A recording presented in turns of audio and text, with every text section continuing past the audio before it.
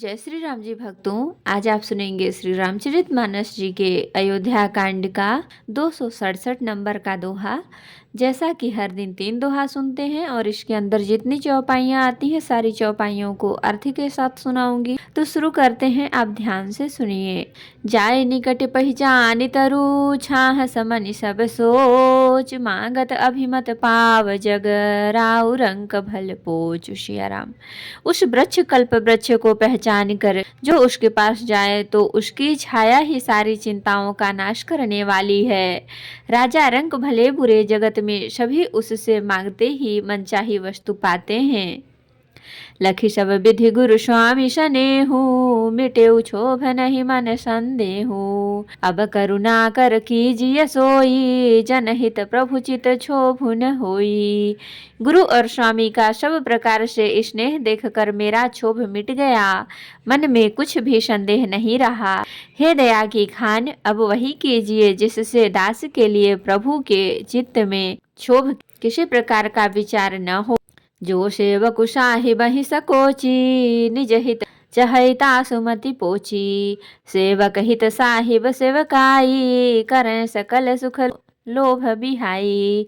जो सेवक स्वामी को संकोच में डालकर अपना भला चाहता है, उसकी बुद्धि नीच है। सेवक का हित तो इसी में है कि वह समस्त सुखों और लोभ को छोड़कर स्वामी की सेवा ही करे। स्वार्थनाथ फिरे सब ही का, किए रजाई कोट विधिनी का। यह स्वार्थ परमार्थ सारू, सकल सुकृत फल सुगति सिंगारू। हे नाथ, आपके लौटने में सभी का स्वार्थ है और आपकी आज्ञा पालन करने में करोड़ों प्रकार से कल्याण है। यही स्वार्थ और परमार्थ का सार निचोड़ कर मैं समस्त पुण्यों का फल और संपूर्ण शुभ गतियों का श्रृंगार है। देव एक बिनती सुनि मोरी, उचित होई तस करब बहोरी। तिलक समाज साज सब आना, करिय सुफल प्रभु जो मनु माना। हे देव, आप मेरी एक विनती सुनकर फिर जैसा उचित हो वैसा ही कीजिए। राज तिलक की सब सामग्री सजा कर लाई है।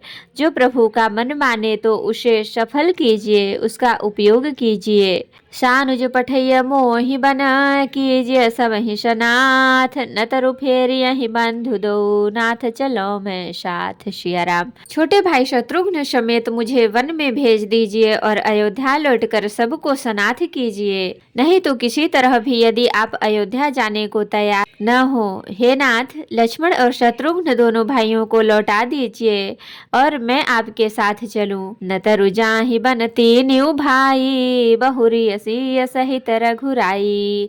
जहि विधि प्रभु प्रसन्न मन होई, करुणा सागर कीजिए सोई। अथवा हम तीनों भाई वन चले जाएं और हे श्री रघुनाथ जी, आप श्री सीता जी सहित अयोध्या लौट जाइए। हे दया के सागर, जिस प्रकार से प्रभु का मन प्रसन्न हो वही कीजिए। देव दीन सब मोहि अभारू, मोरे नीतिन धर्म विचारू। कहूँ बचन सब स्वार्थ हेतु, रहतन आरत के चित चेतु। हे देव, आपने सारा भार जिम्मेदारी मुझ पर रख दिया, पर मुझ में न तो नीति का विचार है और न धर्म का। मैं तो अपने स्वार्थ के लिए सब बातें कह रहा हूँ। आर्त दुखी मनुष्य के चित्त में चेत विवेक नहीं रहता। उतर दे सुनि स्वामी रजाई, सो सेवक लखिला जल जाई। असमय अवगुण उदधि अगाधु, स्वामी स्नेह सराहत साधु।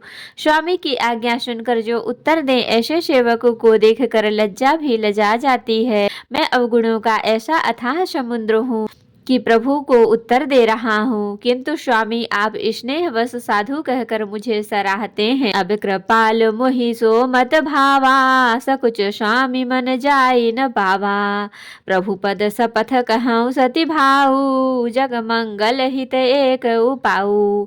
हे कृपालु, अब तो वही मत मुझे भाता है जिससे स्वामी का मन संकोच न पावे। प्रभु के चरणों की शपथ है, मैं सत्य भाव से कहता हूँ, जगत के कल्याण के लिए एक यही उपाय है। प्रभु प्रसन्न मन सकुच तजी, जो जहि आय सुदेव। सो सिर धरि धरि करहि सबो, मिटिहि अनट अवरेव। सियाराम। प्रसन्न मन से संकोच त्याग कर प्रभु जी से जो आज्ञा देंगे उसे सब लोग सिर चढ़ाकर पालन करेंगे और सब उपद्रव और उलझने मिट जाएंगी। भरत बचन सुचि सुनि सुर हर से, साधु सराहि सुमन सुर बरसे।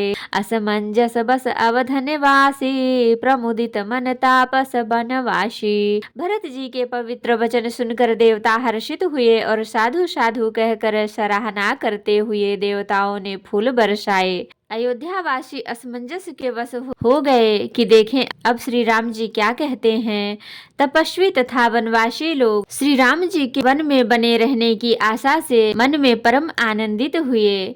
चुप ही रहे रघुनाथ सकोची, प्रभु गति देखी सभा सब पोची।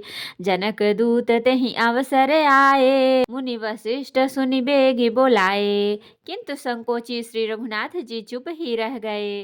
प्रभु की यह स्थिति मौन देख सारी सभा सोच में पड़ गई।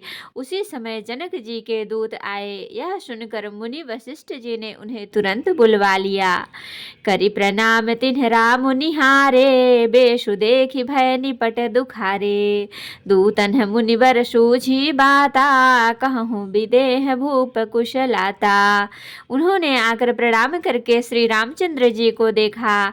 उनका मुनियों का सावेश देखकर वे बहुत ही दुखी हुए।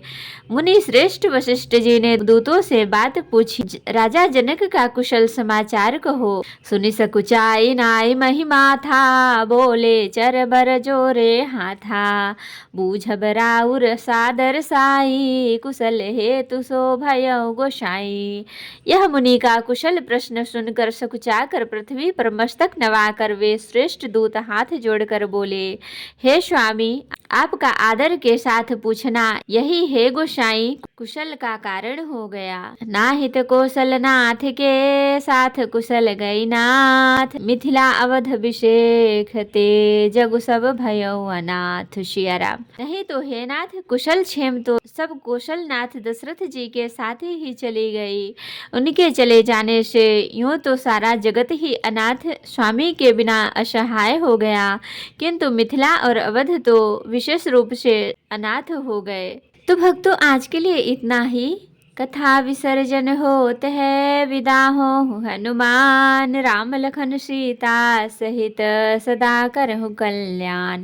कहूँ दंडवत प्रभु सन, तुम्हि कहूँ कर जोर। बार बार रघुनाथ कहीं, सुरत करायहु मोर। तो भक्तों, अगर वीडियो पसंद आई हो तो लाइक करें, शेयर करें, कमेंट करें और सब्सक्राइब भी कर लें, ताकि मेरी हर वीडियो आपको आसानी से मिल सके। जय श्री राम जी भक्तों, आपका दिन शुभ हो।